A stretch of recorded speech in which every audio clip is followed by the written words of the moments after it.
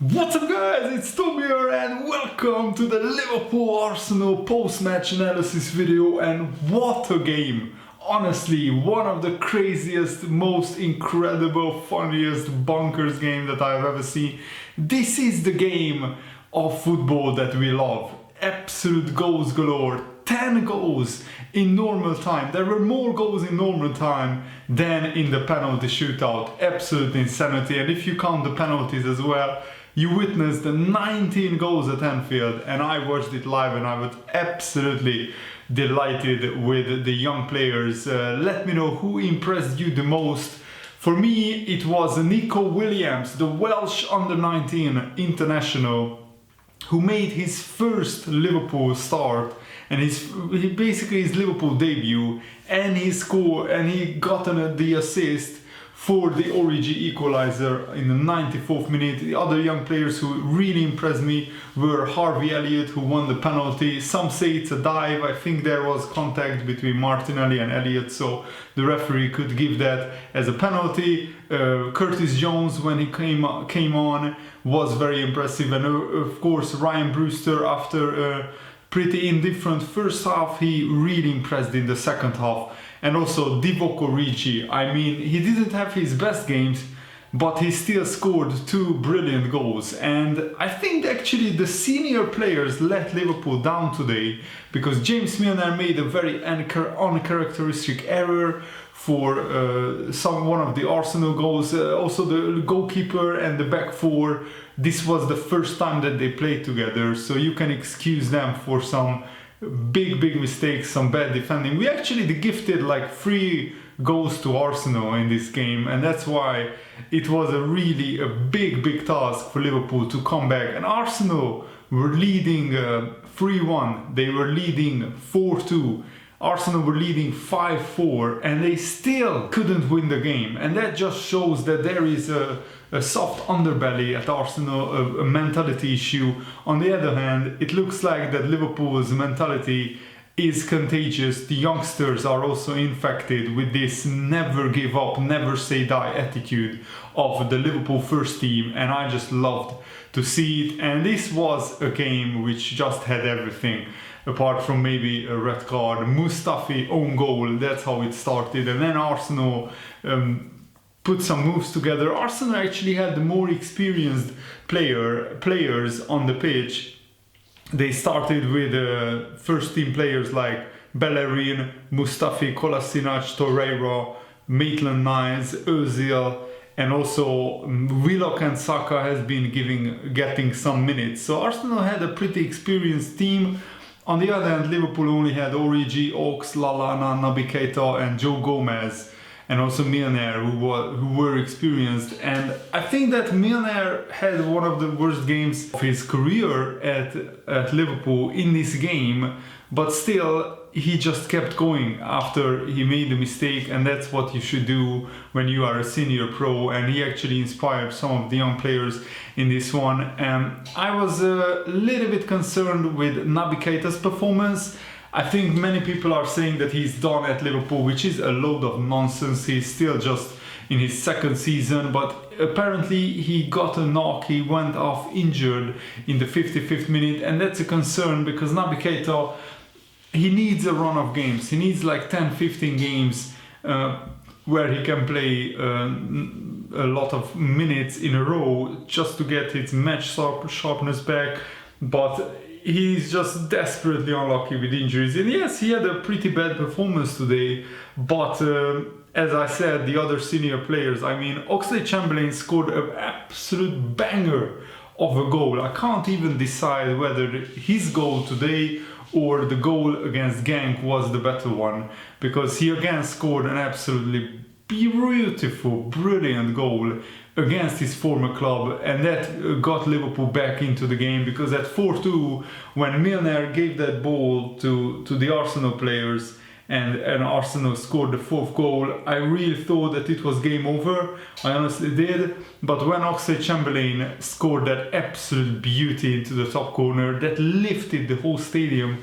And when Origi scored the equalizer just a few minutes later from a Curtis Jones assist, That was when I think Anfield really believed that we can win this game.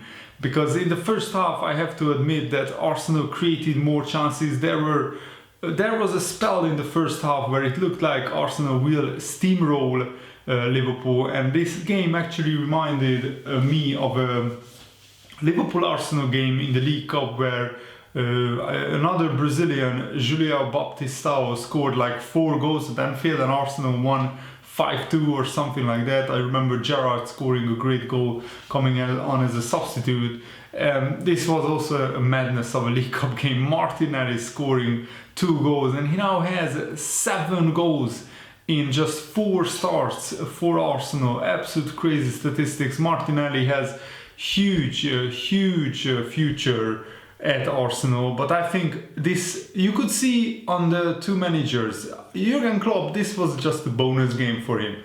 He just smiled or laughed at every single goal that went in.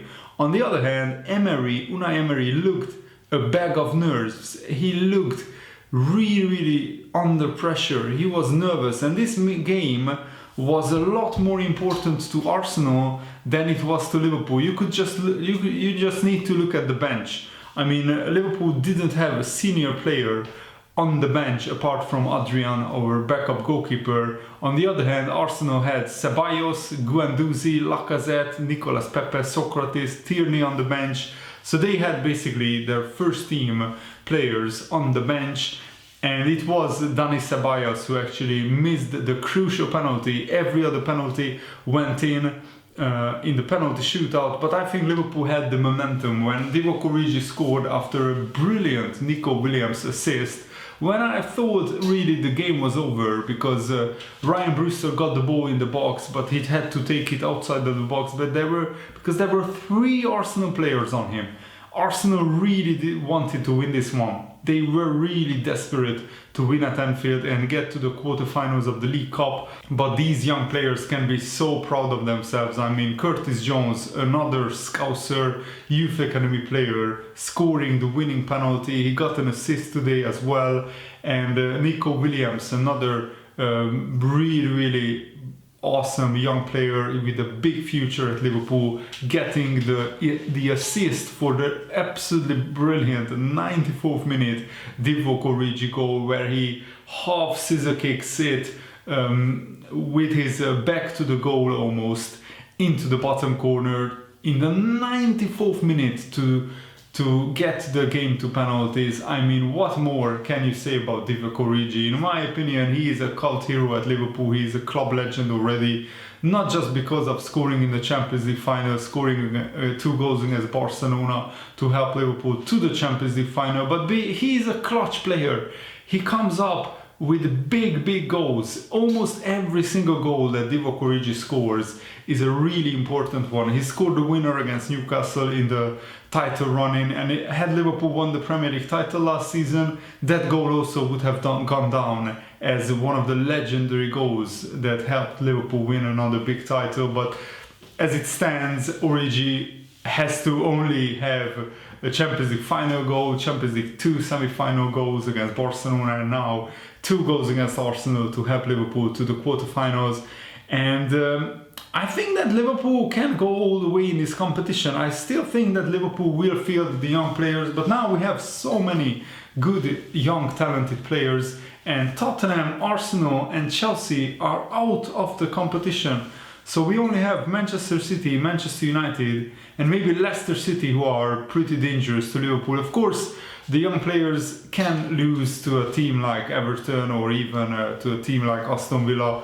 But I think that Liverpool realistically can still field the young players, and what I'm super happy about is that these young players are so hungry, so motivated. They want to be part of this great Liverpool journey, so they will have another chance to showcase their talents in this competition. I'm convinced that Liverpool will play a young team, even if we get a Manchester City or an Everton or a Manchester United in the next round. But we could get Colchester, we could get Oxford United, we could even get Aston Villa. So there are some easier ties possible. The League Cup draw for the quarterfinals will be tomorrow. The big question is, where will Liverpool be able to fit in these extra fixtures? Because remember, we still have Champions League games to come. We still have the Club World Cup in Qatar coming in December. We also still have the crazy December schedule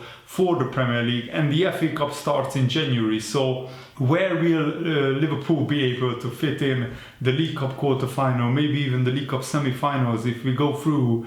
I have no idea, and that's why I think Liverpool will field the young players in the next round. I'm just delighted with the victory. I'm delighted with the young players, especially delighted with what a great goals we scored. Arsenal, on the other hand, can be absolutely gutted because Arsenal also scored some spectacular goals. The fifth Arsenal goal by Willock was an absolute worldie. Divock Origi's first goal was brilliant. Oxlade-Chamberlain's goal was one of the goal of the season contenders, just like Willock's goal. So this was just a super entertaining game, and I really hope that you guys enjoyed watching it, and I really hope that you guys enjoyed watching this video and listening to what I think. Arsenal can really kick themselves because they had this game in the palm of their hands, and with more composure, with a little bit more experience, they could have won it easily. I just don't understand Unai Emery, honestly. Mesut Ozil was bossing this game and he takes him off. It's like he didn't want the world to see how good Mesut Ozil is, because Ozil should be starting for Arsenal, honestly. The way that Arsenal's season has been going, Ozil is their most creative player, and he was again outstanding today. He was just brilliant. He got a couple of he got one assist, Mesut Ozil, but he was running the midfield in the first half and at the beginning of the second half, and then Unai Emery took him off in the 65th minute, and I just didn't understand that, honestly. But let me know what do you think about this in the comments below, and I really hope you guys enjoyed this. Thanks for watching. See you later, guys. Goodbye.